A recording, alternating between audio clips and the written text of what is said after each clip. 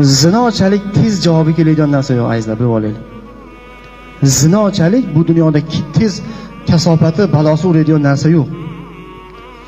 Shuning uchun gunohdan qo'rqaylik, bolamizga uradi, azizlar. Gunohdan qo'rqaylik, molimizga uradi. Bolangiz o'zidan o'zi banisiga tushmaydi kasal bo'lib, u musulmon odam rosa tafakkurli, Rasululloh rosa farosatli bo'ladi mo'min deganlar, to'g'rimi?